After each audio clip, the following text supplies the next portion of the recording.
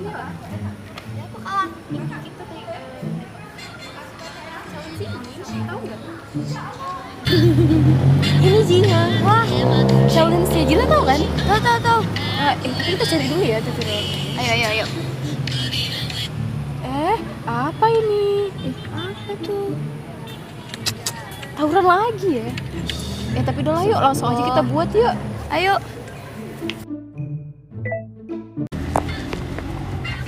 Assalamualaikum anak-anak ibu. Ayo, ngapain? Ibu lihat lo tadi. Ayo, ada ngapain nih Jilan sama Wawa nih? Ketahuan. Ada apa tadi nih? Lagi ngapain ibu nampak tadi? TikTok, Bu. Oh, buat TikTok. Terus? Itu kan udah jadi biasa ya, bukan? Kita juga sering main TikTok kan, Ji?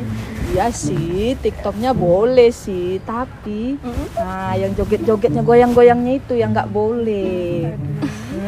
Ya kan, Jilan, Wawa. Iya sih, Bu. Tadi juga di aplikasi TikTok kami ngeliat gitu kan, banyak anak SD, anak SMA, anak SMP sampai guru juga ada tuh bikin video di TikTok. Apa dunia pendidikan ini lagi nggak baik-baik aja ya, Bu? Oh, benar banget Jilan. Inilah yang terjadi hari ini yang Ibu lihat, anak sekolah, baik tingkat SD ya sampai yang SMA.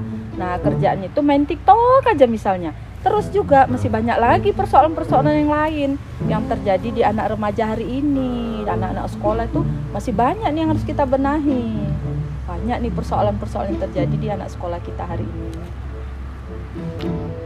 Kalau gitu, kalau Jilan mau tahu dan Wawa juga mau tahu, yuk kita ngobrol, yuk kita cari-cari tempat di mana ya yang Boleh banget kita nih, enak Bu. untuk ngobrolnya. Biar kita tahu nih gimana nih kejadian nih anak-anak remaja kita sekarang, anak sekolah Boleh nih, sekarang, ya kan? Apa nih permasalahannya? Supaya kita tahu juga nih gimana nanti langkah untuk memperbaikinya. Yuk kita ngobrol-ngobrol, yuk cari tempat yuk. Ayo, Bu.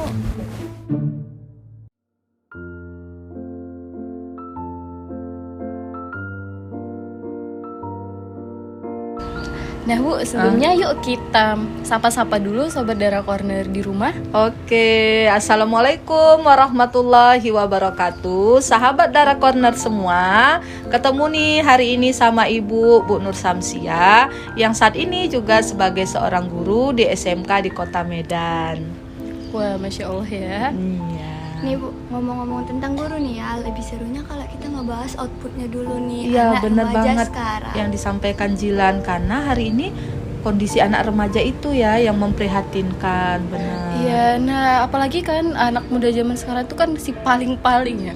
Ngerasa iya, paling benar. insecure, ngerasa paling tersakiti.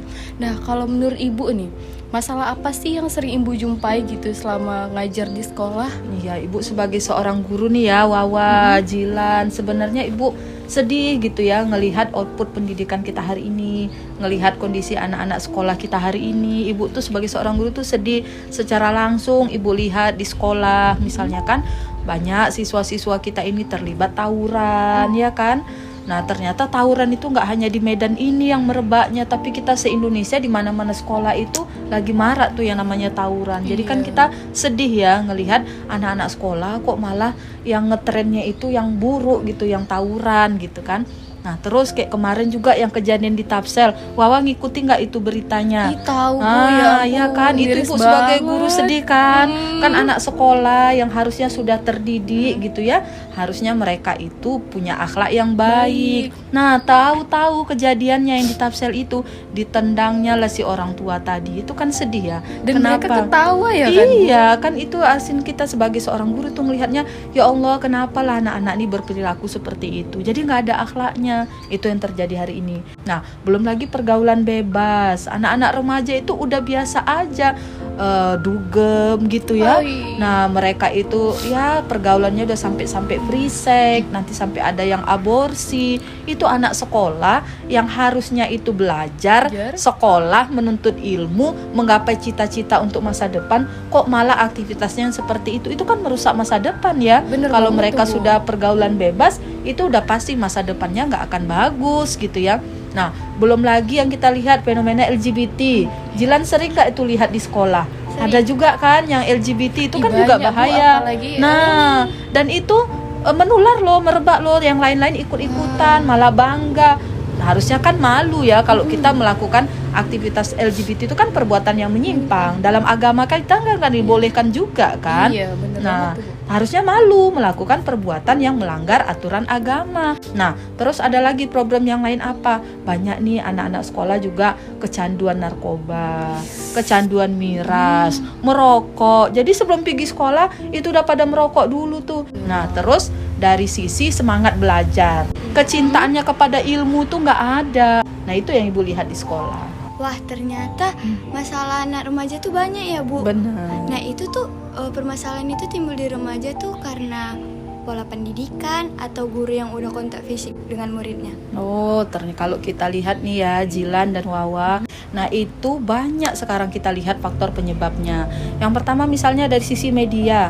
Kita lihatlah media kita yang ada hari ini ya, apa yang ditayangkan, apa yang ditampilkan. Nah, bahkan hal-hal yang buruk, hal-hal yang bertentangan dengan agama pun banyak berseliweran di media-media kita Iya. hari ini. Sangat bebas banget. Nah, itu dia jadinya yang harusnya ini ada peran negara untuk mengatur dari media tersebut. Terus kita lihat juga dari sisi misalnya kurikulum pendidikan. Tuntutan kurikulum tuh sangat besar loh terhadap guru, harus nyampaikan pelajaran seperti ini, harus menyampaikan target kurikulumnya, tapi waktunya sedikit. Terus yang ketiga kita lihat juga dari sisi kebebasan sekarang ya, liberalisme. Anak sekolah ini juga terbawa nih arus kebebasan ini gitu kan. Bebas berperilaku, Iya, benar. bebas mau berbuat apapun, bebas mau ngomong apapun tanpa ada aturan agama. Mereka nggak peduli lagi apakah ini dibolehkan dalam agama ataukah tidak. Ya, tapi kadang ada anak-anak yang kayak Iya, siswa bener. yang menyeleweng gitu ya kan. Iya.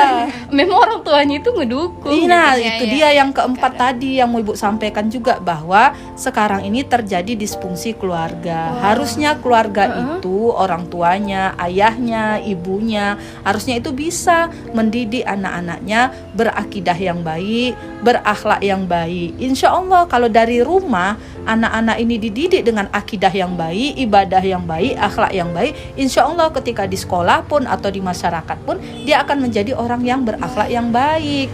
Maka orang tua juga harus terlibat untuk memperbaiki kondisi anak-anak ini tadi. Oh, Itu yang Ibu seperti itu ya, lihat, Bu. iya. Nah, jadi gimana ya Bu kira-kira solusinya? Karena kalau misalnya kita bicarain tentang persoalan pasti nggak ada habis-habisnya. Makin ke sini, makin ke sana gitu. Harusnya kan dengan kemajuan teknologi hari ini gitu kan, perkembangan pendidikan yang semakin canggih yang membuat harusnya kita tuh jadi anak murid yang berpengaruh dan pintar gitu. Nah, gimana nih Bu? Nah, kalau menurut Ibu sih, ini harus kita perbaiki dari dasar. Ya kan, dari akar persoalannya gitu kan. Nah, apa nih akar persoalan pendidikan kita? Kita lihat di mulai dari kurikulumnya. Kurikulum pendidikan kita hari ini adalah landasannya sekuler, memisahkan agama dari kehidupan.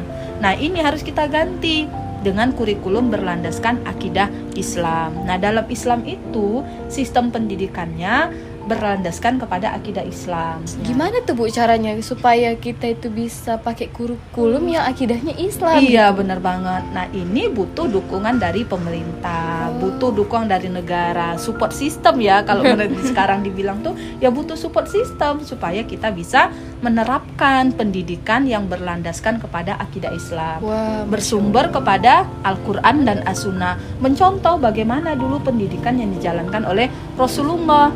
Nah, pendidikan ini kalau landasannya akidah Islam nggak bisa diterapkan kalau pemerintahan yang sekuler, yang memisahkan agama dari kehidupan. Nah, pemerintahannya juga harus menerapkan aturan Islam. Berarti Nah, harus sama-sama ya? iya Bu? benar. Terus dalam pendidikan Islam selain kurikulumnya nih tadi landasannya akidah Islam. Yang kedua di dalam Islam itu negara akan menerapkan pendidikan itu mempersiapkan guru-gurunya supaya memang guru itu mampu menjalankan tugasnya sebagai seorang pendidik. Guru nggak dibebani dengan banyak tugas seperti yang Bu cerita tadi di awal ya.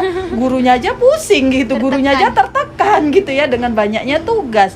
Kemudian di dalam Islam, kesejahteraan guru itu juga dijamin, diberikan oleh negara. Jadi bahagia banget Jilan kalau jadi guru di dalam Islam. Mana Kalau tahu nanti sekarang- Jilan mau jadi guru ya kan?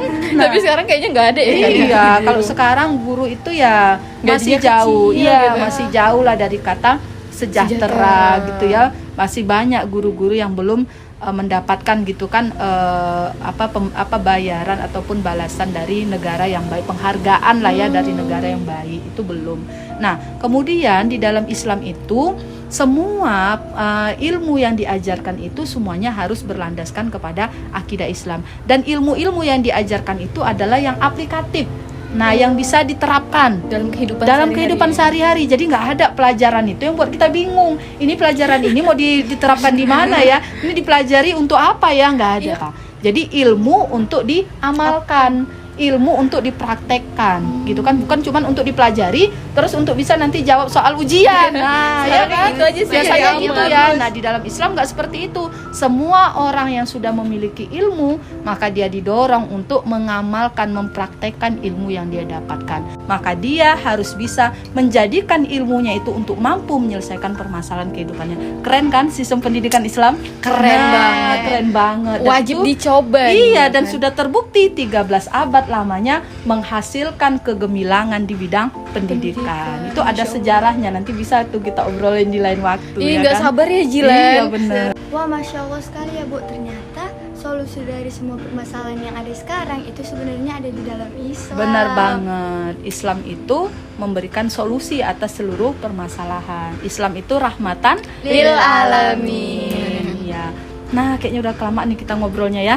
Nah, gitu dulu obrolan kita kali ini. Kapan-kapan kita ngobrol lagi. Iya. Seru kan, Jilan? Kalau Seru. ngobrol pendidikan seru. Apalagi ngobrolnya sama ibu kan, Iya Wah, dong. keren. Nah, insya Allah kapan-kapan kita lanjut lagi ya ngobrolnya. Iya, Bu. Jadi Bu pamit duluan. Kapan-kapan Bu. kita ngobrol lagi, oke? Ya, makasih banyak ya Bu. Oke, Wawa. Bentar-bentar Bu, ini ada apa? bunga nih dari kami. Iya. Selamat Hari Guru ya Bu. Oh, iya, Dan Hari guru-guru yang Guru. ada di seluruh dunia. Seluruh Indonesia. Semoga Siap- lelahnya guru-gurunya menjadi lillah. Iya, amin ya robbal alamin. Selamat Hari Guru buat guru-guru yang ada di Indonesia. Semoga kita bisa menjadi pendidik yang melahirkan generasi-generasi berakhlak mulia, menguasai sains dan teknologi yang siap untuk memimpin peradaban dunia. Jangan lelah ya Bu untuk menginspirasi anak remaja sekarang dan untuk orang tua agar mereka menerapkan pendidikan dengan Islam kafah. Bener banget. Oh iya, yuk kita foto-foto dulu yuk. Oh, oke, Abadikan siap. momen ini ya. Iya, momen Hari Guru, foto Kita bareng sama gurunya. agak jalan ke sana yuk. Ayo. Biar dapat angle yang bagus gitu, Bu.